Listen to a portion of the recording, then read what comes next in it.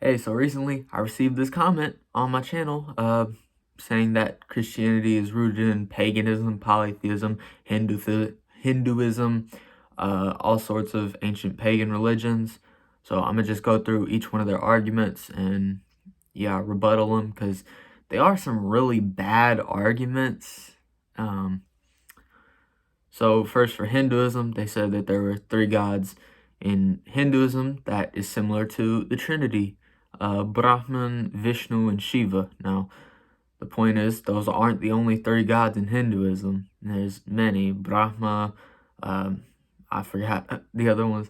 But yeah, Krishna, not just Brahman, Vishnu, and Shiva. Those aren't the only three gods, so there's a whole pantheon of gods, not just those three. So even if you were to look at Christianity from a Unitarian perspective and say that Christians worship Jesus alongside the Father, or Jesus alongside God, we worship three gods. You know, if you were to say that, it still wouldn't be an accurate depiction.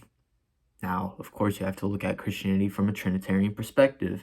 And the perspective of Hinduism, in this instance, is that Hindus believe that there is one God, but he manifests himself in everything.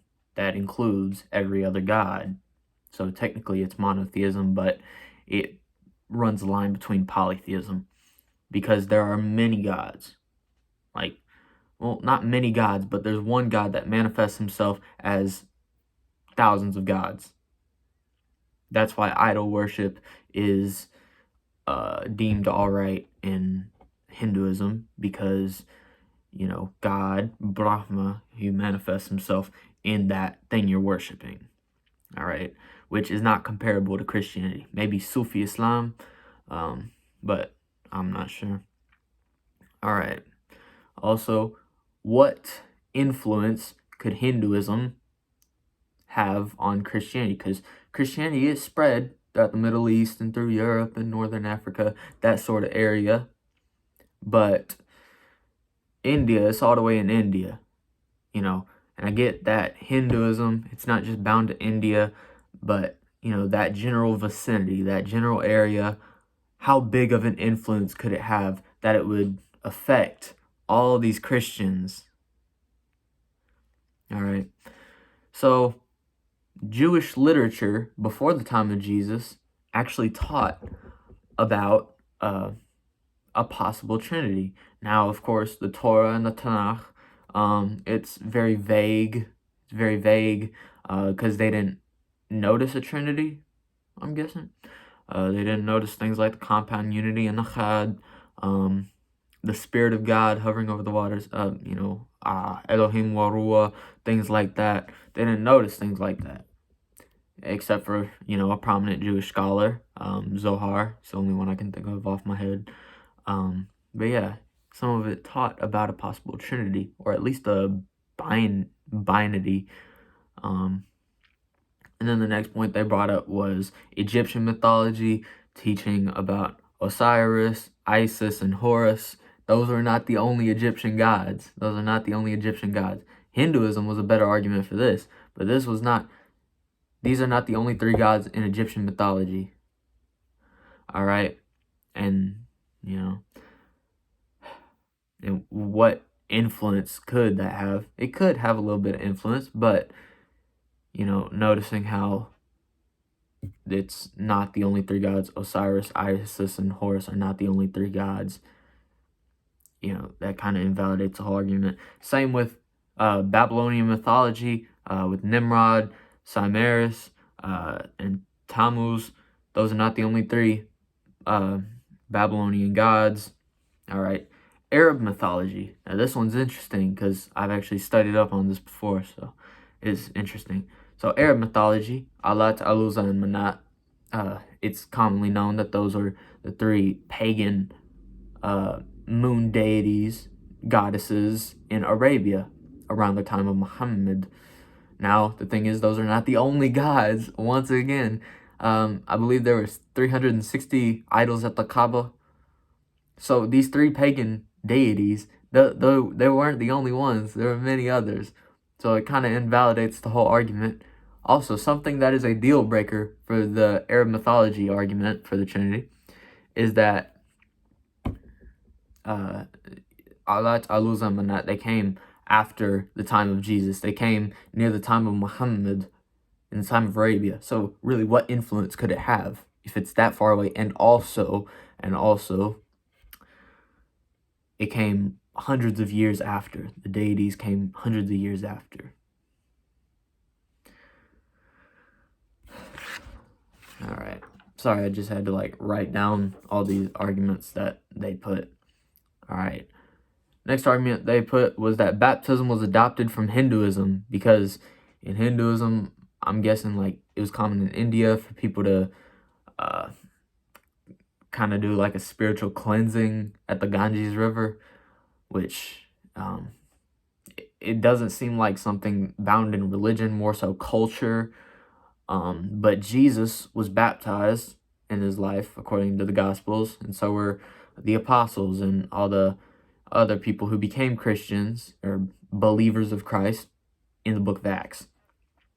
So really, what impact could something that far away happen? Something that far away, what kind of impact could it have on the people in the Middle East at the time? That's all I'm saying. Christ. They argued that Christ came from Krishna. All right.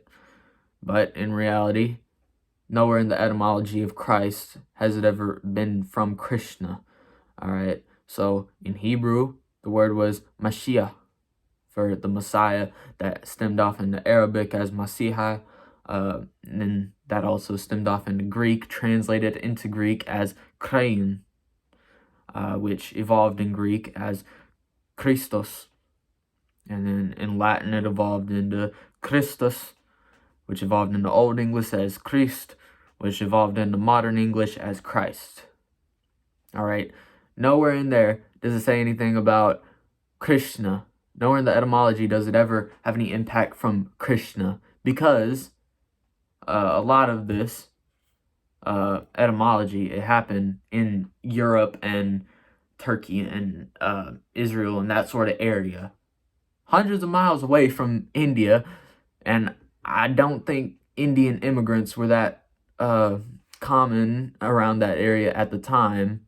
It just doesn't seem likely that, or possible at all, that Krishna could have had that much of an influence on the name of Christ. So Jesus came from Zeus. That's their next argument. Now, not only do Jesus and Zeus sound nothing alike, they sound really nothing alike, but the name for Jesus wasn't originally Jesus. It was Yeshua. So really, you can't compare a modern word to an old word and say they kind of sound alike. That's like Muslims looking at Song of Solomon 5:13 and saying, oh, Muhammad's in this verse. It says Ahmed, which means, lovely, which is what Muhammad was described. No, that's a fallacy. It's a fallacy to assume that two words of different languages sound similar, therefore they mean the same thing. I forgot what language it is, but Akbar means mouse. So when Muslims say Allahu Akbar, they're saying Allah is a mouse. All right, that's an example of the fallacy. You can't say Jesus and Zeus, even if they did sound alike, you can't say that they mean the same thing, or that one of them stemmed from the other, because, that's a fallacy, and also because they sound nothing alike.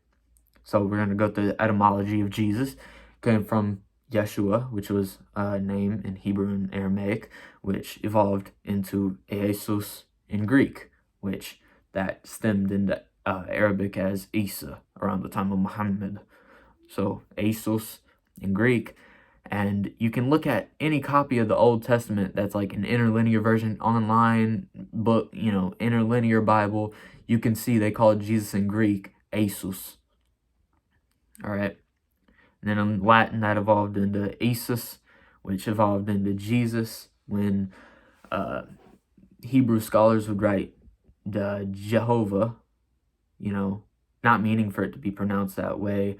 Europeans came in, they saw that, they pronounced it as Jehovah, and it means, Jesus means Jehovah saves, or, you know. Then their next argument was Sunday worship was adopted from pagan sun worshippers. Now, just because the name Sunday was adopted by the Romans to worship or glorify their sun god, that doesn't mean everyone who uses it to glorify the sun god. No, just because it's a coincidence. You don't, or anybody who does that, anybody who does worship on Sunday, then they're guilty of polytheism. Now, no, you know, because all the days of the week, they're named after Greek gods, whatever else. You know, like Saturday, you want to worship on Saturday? Well, no, that's named after Saturn, the old Greek god, Roman god. But also 1 Corinthians chapter 8, it talks about if your brother eats meat that was sacrificed to a pagan deity, he is not guilty of that crime because it was not his intention to support it. So just because something was used for evil does not mean that you indulging in it is evil, because your intentions differ. All right, next argument is that Christmas trees came from Norse tradition. All right, Christmas is not fundamental to Christianity. So it's just a cultural thing. Christmas is a cultural thing. It's not like a bunch of Jewish holidays or Ramadan for Muslims. You know, it's not like that.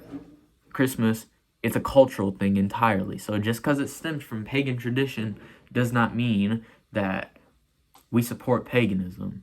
Like I said in 1 Corinthians chapter 8, you know, it depends on your intentions or what you do with something, not with what the people of old times did with it. All right. Next argument was that Christianity was created by the Roman Empire to, you know, try to conquer the world. Now, that'd be terrible, especially considering that Jesus, he was the one that started teaching this idea of Christianity.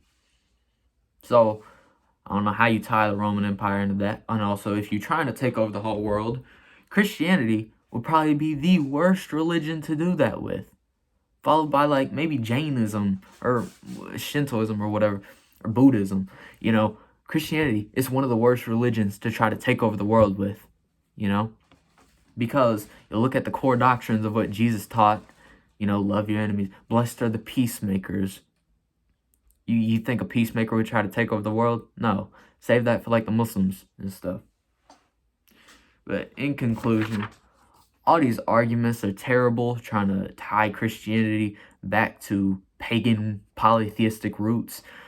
Like, it really is some bad reasons.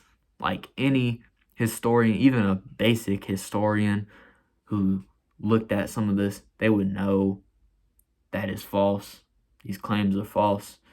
With no backing up or references, no backing up of any evidence of any kind. You know, but please, next time, do better.